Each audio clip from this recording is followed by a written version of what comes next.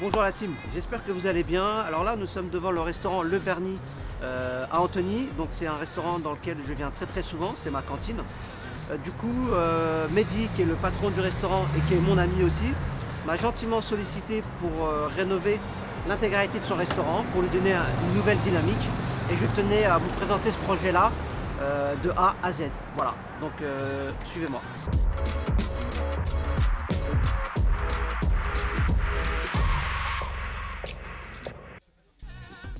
Étant donné que le nombre de ce type de commerce ne cesse de se multiplier, il est devenu difficile d'en choisir un. De ce fait, pour attirer de nouveaux clients, il est impératif pour le propriétaire de passer à la rénovation de son restaurant. Donc, dans ce secteur, la concurrence joue un rôle très important. À dire vrai, il faut la surpasser largement pour atteindre le grand public. Si certains propriétaires de restaurants revisitent régulièrement leur menu, d'autres se concentrent plus sur l'aspect physique de l'endroit. Il est donc essentiel de le rendre plus convivial et faire en sorte de le transformer en un cadre agréable. Donc la première étape qu'on a effectuée aujourd'hui consistait à déterminer le projet de rénovation à entreprendre avant de passer aux travaux. Et c'est pour ça qu'on a fait passer Myriam, qui est notre architecte intérieur. Donc pour pouvoir attirer plus de clients, mieux vaut utiliser des couleurs attractives évoquant l'image de marque du Berny. Concernant la décoration, elle doit être originale et doit dégager une ambiance intimiste. Et il faut également penser à apporter plus de luminosité dans la salle dans le but d'accroître les ventes. Bonjour à tous, je me présente Mehdi, propriétaire du restaurant Le Berny. On est avec Houssine aujourd'hui pour préparer la rénovation et les 15 ans du restaurant. On espère que Houssine va nous faire ça petits oignons comme il a l'habitude avec son architecte qui est là présente aujourd'hui. On vous tiendra au courant de l'avancée et de la suite du projet. Non, ça suffit pas. Parce que normalement, il y a une mousse en fait partie. Vous savez, en fait, quand on utilise des panneaux, il y a beaucoup de matériaux qui sont acoustiques. C'est-à-dire que lorsque vous allez refaire votre plafond, parce que ça c'est l'objectif aussi, vous allez en fait mettre une laine en fait qui est très importante, qui est très dense, qui va permettre d'absorber le son. Par exemple des sols, par exemple des panneaux muraux, même du mobilier qui absorbe également le son et qui vont venir en complément. Bonjour, je m'appelle Myriam, architecte d'intérieur, donc on est au Berny sur Antony et aujourd'hui on est en train de travailler sur le réaménagement complet de ce magnifique brasserie-restaurant bistronomique.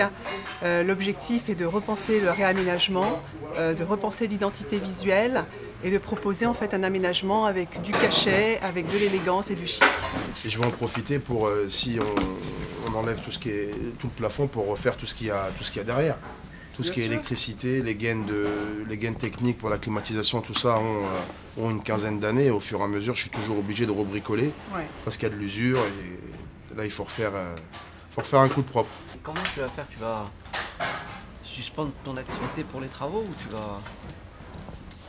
Un mois, je vais te donner 4 semaines. Quand on est comme ça dans le speed, c'est quand même pas évident de pouvoir trouver en fait de pouvoir travailler bien sur l'optimisation des espaces, les espaces de circulation, les accès PMR. Il y a tout ça en fait auquel on doit penser quand on travaille sur l'activité, sur l'architecture commerciale. On doit vraiment penser à tous ces éléments-là. Il y a pas, nous on n'est pas là que pour faire du beau. En fait, il faut que ça soit fonctionnel, il faut que les gens se sentent bien, il faut que les gens aient envie de revenir et il faut aussi que les employés puissent pouvoir en fait effectuer leurs tâches sans qu'il y ait une gêne. Parce qu'il y a la dépose. Le travail, c'est de commander tout d'un coup et d'avoir en dispo. Surtout si on fait les travaux en fin d'année. Si on fait les travaux au mois de décembre, c'est ce qui nous avait fait, retarder l'entreprise à l'époque. C'est qu'elle n'avait pas assez anticipé les commandes. Et vous avez beaucoup de fournisseurs dans le bâtiment qui ferment en fin d'année pour les inventaires, etc.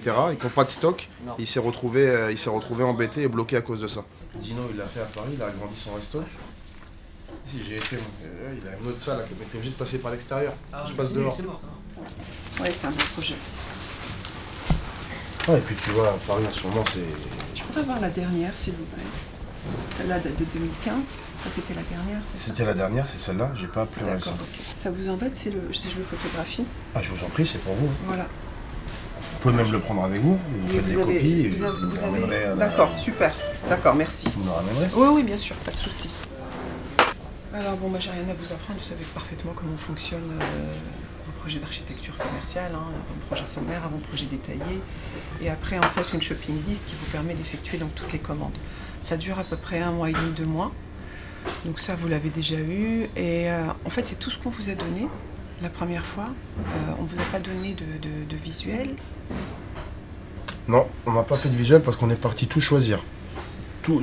Tout choisir ensemble, on n'avait pas de... Normalement, il y a quand même un visuel. Normalement, il y a, alors, sur son ordinateur, il m'a fait des plans. Vous avez une 3D, voilà. mais normalement, il y a aussi des visuels.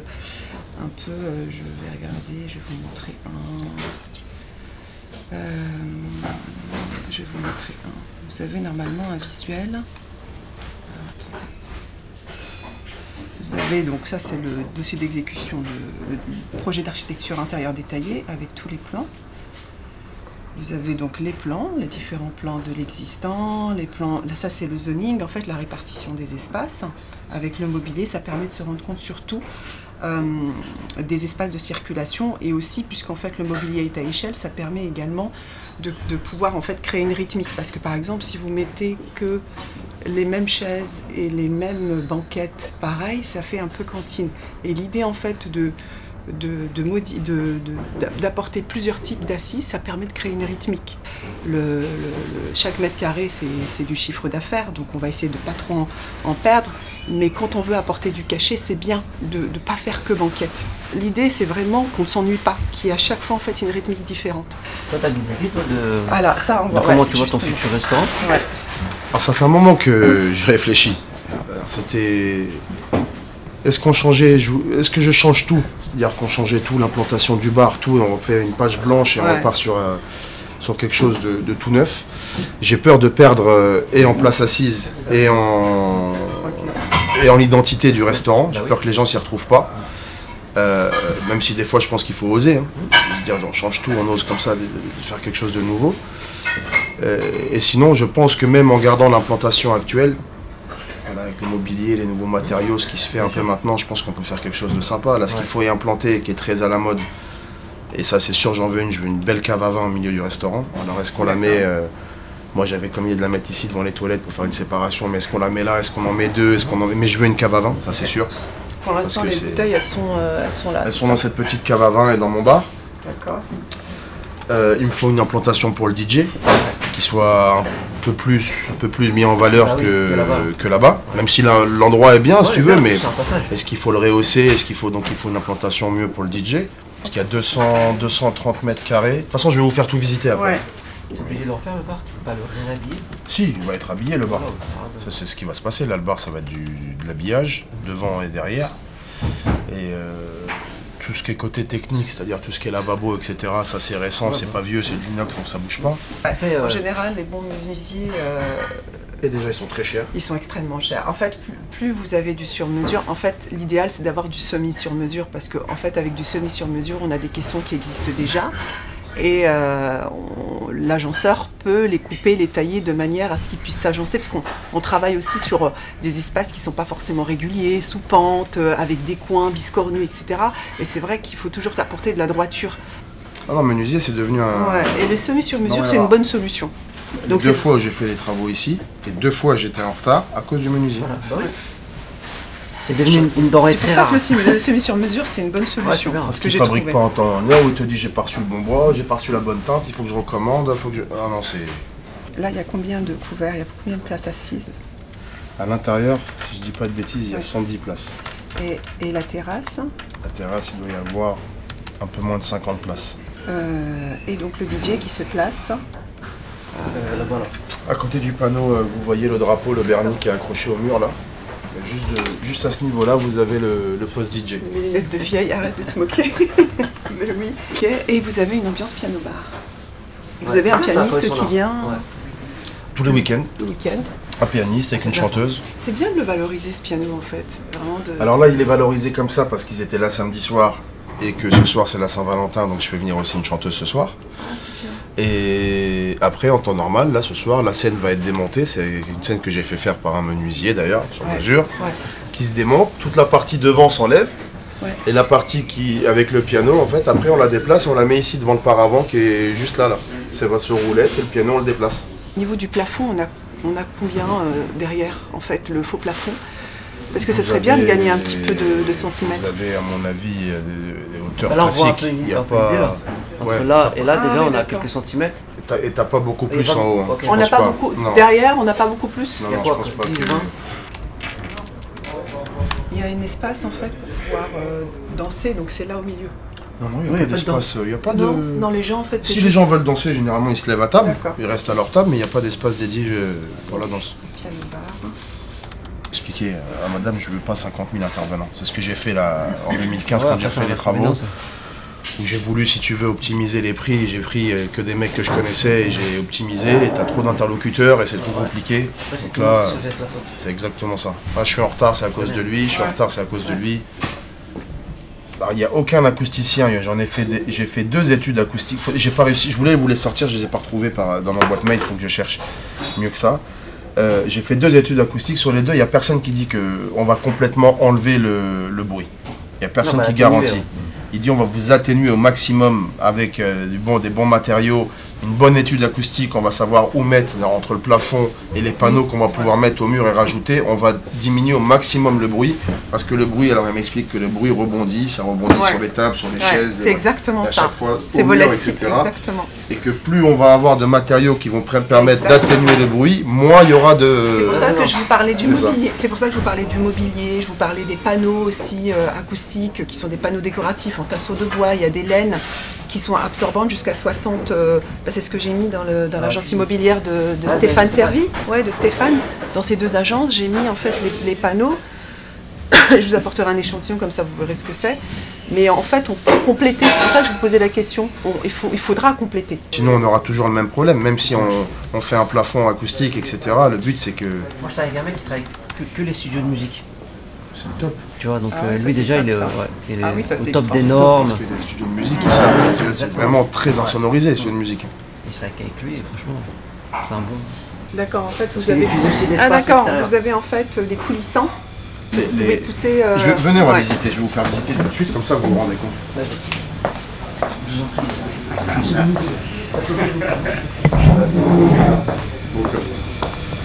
Alors, j'ai pas beaucoup de soleil, moi j'ai le soleil le matin, mais à partir du midi vous avez un peu de soleil là-bas, mais j'ai pas trop de soleil. Mais en fait c'est surtout le soir, c'est l'endroit où il y a le plus de monde, qui est un peu plus vivant. Et les gens veulent être de ce côté-là et ont l'impression souvent d'être punis de l'autre côté. Et c'est là où j'allais vous dire ce que je pense serait sympa, c'est de pouvoir créer un endroit, un coin complètement indépendant de ce côté-là. Qui a avec rien à une voir autre type d'ambiance, voilà. zoner 2 espaces pour avoir 2 types d'ambiance On différents. peut ou privatiser parce que nous on fait les after-work ou des choses comme ça, ou pour un anniversaire, ou pour des groupes, ou un coin un peu plus cosy, Ça, cocoon, ça, quelque chose d'un peu différent. D'accord, ok. Cette partie-là s'ouvre. D'accord, mais on la conserve. Ah, les paravents? Oui, oui, je les oui, conserve. parce que ils sont magnifiques. Ils sont encore très bien, beaux, bien sûr. oui, ils sont Là, magnifiques. on peut refaire le plancher, Bien sûr. on peut refaire l'habillage au mur s'il y a besoin. D'accord. Les serveurs passent jamais par là parce qu'il y a des places assises. C'est ça. Ils passent par là. Exactement. Par contre, ils ont très peu d'espace. Ils ont très peu d'espace. Donc ça, il va falloir repenser en fait. Elles sont trop grandes les tables. Exactement. C'est pas du tout adapté. Ouais. Parce que Les normalement, tables, même les fauteuils sont trop grands. Oui, on est censé avoir au moins 60 cm quoi. De toute façon, il va falloir que je vienne pour faire tous les relevés. C'est pas... Il y en a une ici, vous en avez une derrière ce mur-là, mais elle peut pas rester là. C'est pas pratique. Plus imposant ici pour pouvoir avoir vraiment cet espace de travail-là pour nous, le personnel.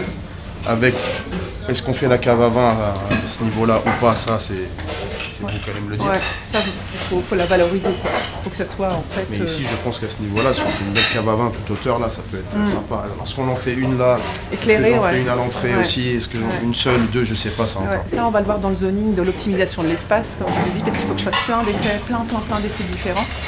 Là, c'est les sanitaires. On va regarder les sanitaires.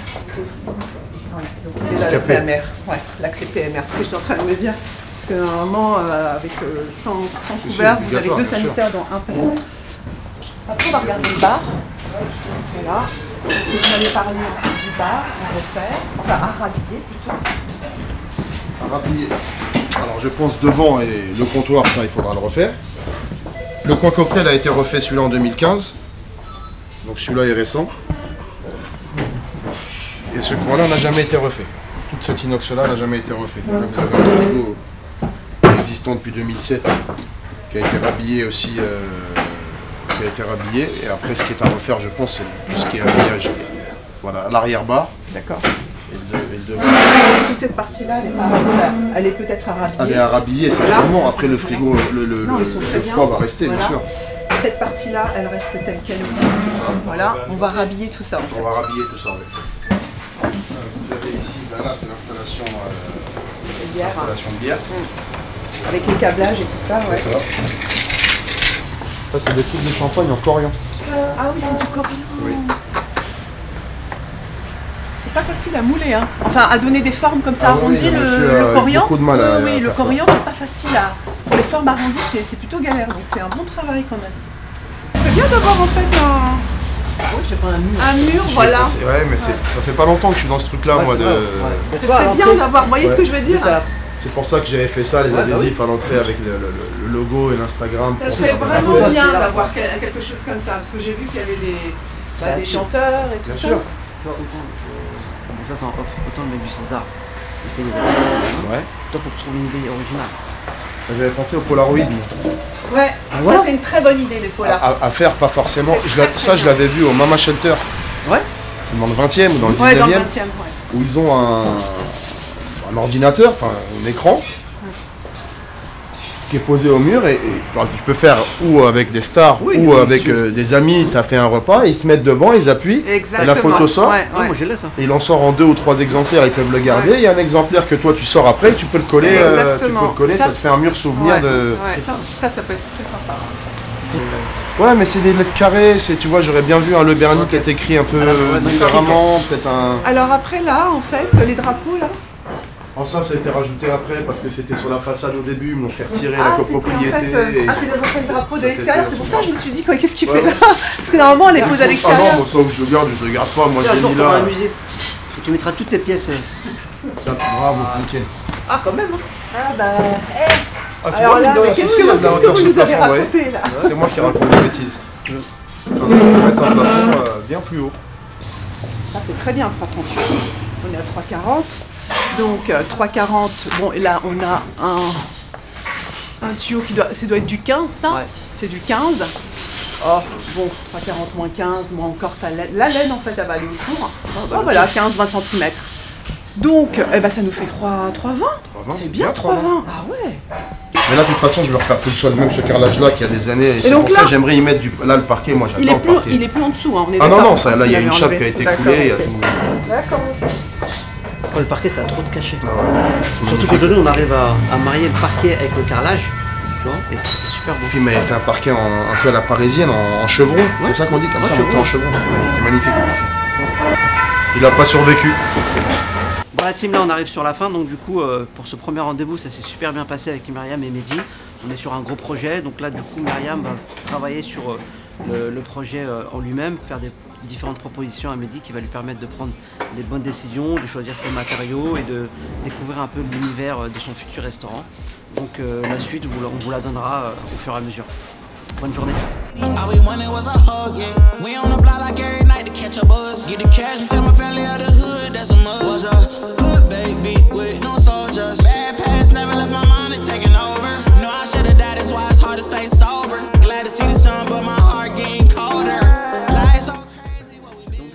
Va bien. Ça va? Bon, on se voit tout à l'heure. Tu viens avec nous? Ouais. Enfin, ouais, moi je viens pour un autre sujet. Moi je viens plutôt faire. Arrête. T'as vu comment t'es? Je filme tout. Là-bas. Non. Excusez-moi. Non, moi je viens vers 15h30. Je suis là.